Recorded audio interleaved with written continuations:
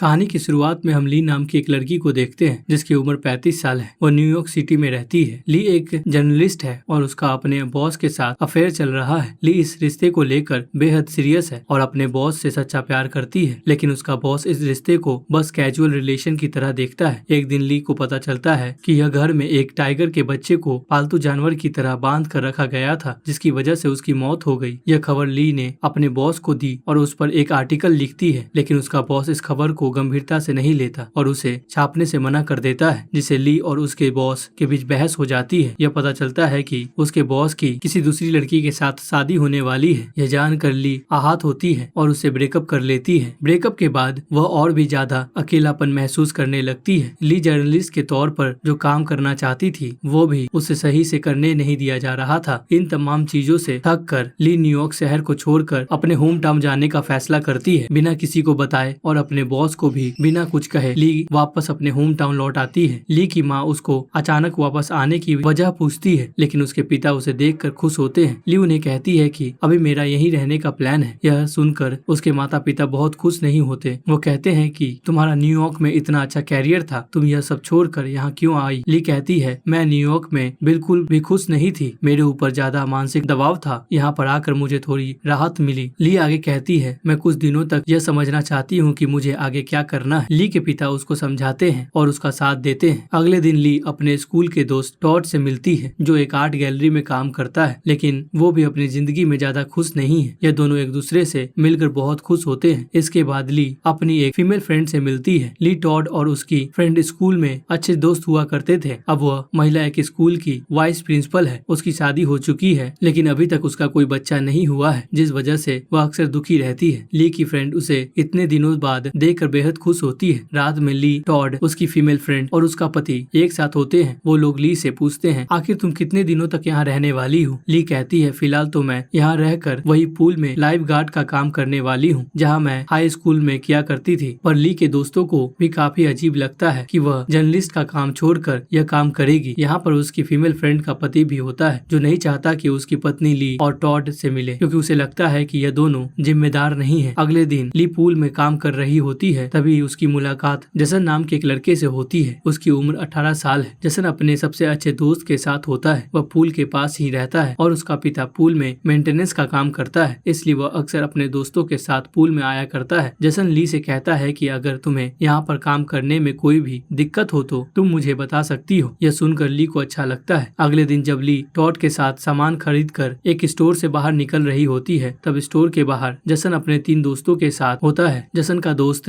ली और टॉड से कहता है कि क्या तुम हमारे लिए ड्रिंक की एक बोतल खरीद सकते हो? हमारे पास पैसे नहीं है। ली मना कर देती है। तब टॉड कहता है कि अगर मैं तुम्हें ड्रिंक खरीद कर दूं तो बदले में हमें क्या मिलेगा? उसे उनसे गांजा चाहिए होता है। जसन के दोस्त यह शर्त मान लेता है। रात में टॉड, ली और अपनी फीमेल फ्रेंड के साथ जसन और उसके 3 दोस्तों से गांजा लेने आते हैं। उन्हें देखकर टॉड की फीमेल फ्रेंड डर जाती है। वो टॉड से कहती है, तुमने इस बारे में पहले क्यों नहीं बताया? ये सभी लड़के मेरे स्कूल में पढ़ते हैं, मैं वाइस प्रिंसिपल होकर यह सब नहीं कर सकती। तभी जसन और उसके दोस्त कहते हैं, हम स्कूल छोड़ने वाले हैं और जल्द ही हम दूसरे शहर जा रहे हैं। लेकिन ली की फीमेल फ्रेंड को यह सब गलत लगता है। वह अकेले में जसन के एक दोस्त को समझाती है कि उसे नशा नहीं करना चाहिए और शहर ना जाकर यहीं पर रह के अपनी पढ़ाई पूरी करनी चाहिए। यह बात जसन का दोस्त समझ जाता है और स्कूल जारी रखने का फैसला करता है। इधर जसन टॉड और ली के साथ नशा करने लगता है। ली जसन को समझाती है और कहती है कि तुम्हें स्कूल छोड़कर नहीं जाना चाहिए। अगर तुमने पढ़ाई नहीं की तो जिंदगी उसके लिए मुश्किल हो सकती है। जसन कहता है, मुझे यह टाउन पसंद नहीं है, मैं यहाँ से निकलना चाहता हूँ। इसके बाद से ली जसन और उसके दोस्त से मिलती रहती है, जिससे उनकी जल्द ही दोस्ती हो जाती है। वो लोग टॉड और उसकी फीमेल फ्रेंड साथ घूमते हैं और साथ में नशा करते हैं। अब ली जसन के साथ बहुत ज्यादा समय बिताने लगती है और जल्द ही जसन के प्रति आकर्षित महसूस करती है। खुद को वह इस बात को छुपाने की कोशिश करती है, लेकिन जसन इस बात को महसूस कर लेता है। जसन भी ली की तरफ आकर्षित होने लगा था। एक रात ली अपने दोस्त और जसन के दोस्त के साथ स्विमिंग पूल में होती है। वह सब लोग पूल में काफी देर तक मजे करते हैं, पर ली और जसन एक दूसरे को ही घूरते रहते हैं। जब ली अपने कपड़े बदलने के लिए पूल से बाहर निकलकर बाथरूम में जाती है तो जसन उसके पीछे पीछे बाथरूम में चला जाता है। जसन धीरे धीरे ली के पास आता है और उसे किस कर लेता है। ली भी खुद को रोक नहीं पाती और दोनों एक दूसरे को किस करने लगते हैं। फिर दोनों क्लोज हो जाते हैं। इसके बाद से दोनों के बीच एक रिश्ता शुरू हो जाता है। वह दोनों साथ में घूमते हैं, वक्त बिताते हैं और कई बार इंटीमेट भी होते हैं। जसन ली से उम्र में काफी छोटा है, लेकिन इसके बावजूद भी ली और और जसन अपने रिश्ते को सबसे छुपा कर जारी रखते हैं और दोनों इस रिश्ते में काफी खुश रहते हैं। एक दिन जब ली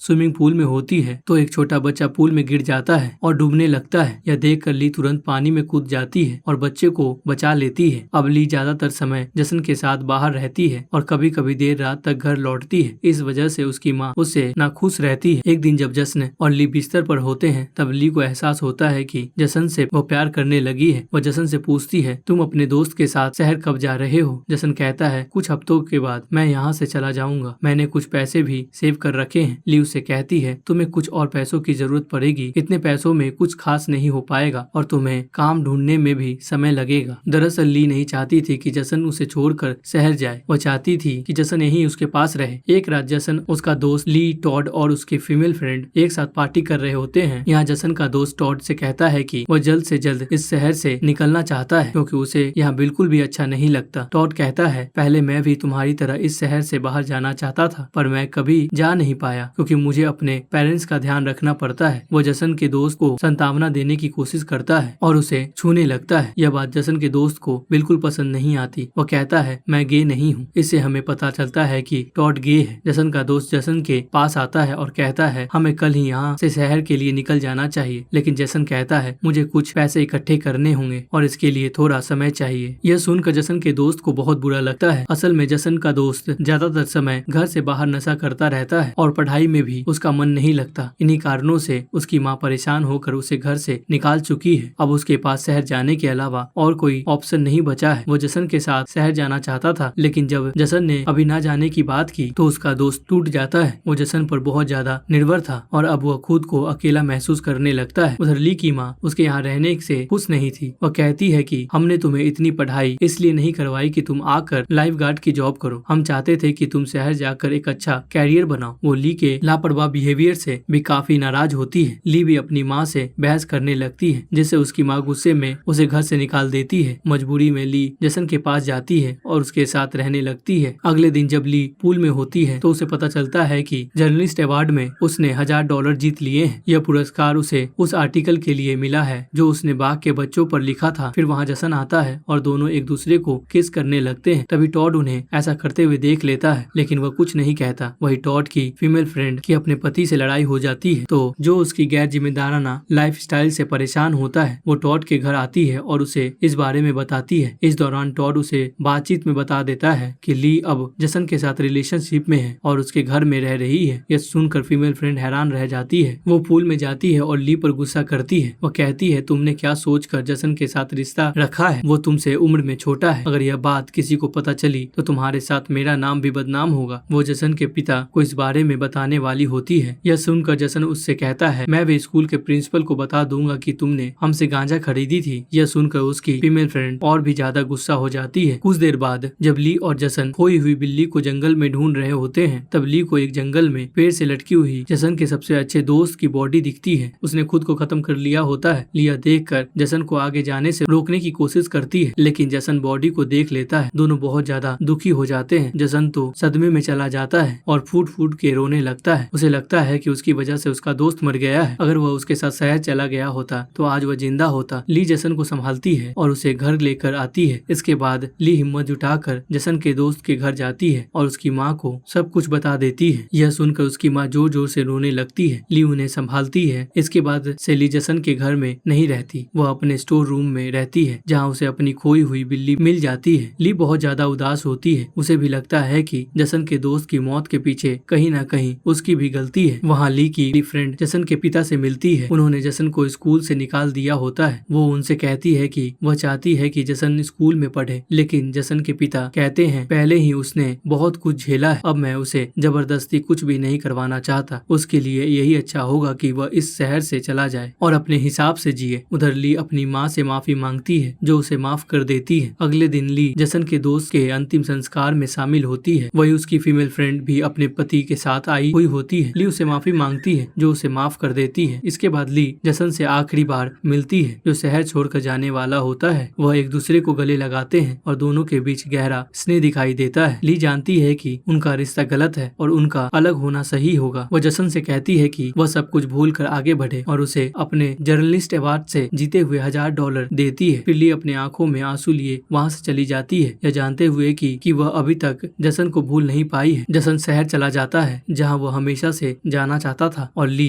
न्यूयॉर्क लौट जाती है जहाँ वो फिर से जर्नलिस्ट का काम करने लगती है। कुछ महीने बाद उसके पास जसन का एक लेटर आता है जिसमें लिखा होता है कि मुझे काम मिल गया है और यहाँ पर आकर मैं बहुत खुश हूँ, लेकिन मैं तुम्हें याद करता हूँ। और इसी के साथ यह मूवी यहीं खत्म हो जाती है। यह मूवी पसंद आई हो तो लाइक और शेयर जरूर करना और साथ में हमारे चैनल कहानी फिल्मी को सब्सक्राइब करके जाना। तो चलिए मिलते हैं अगली वीडियो में। Thanks for watching.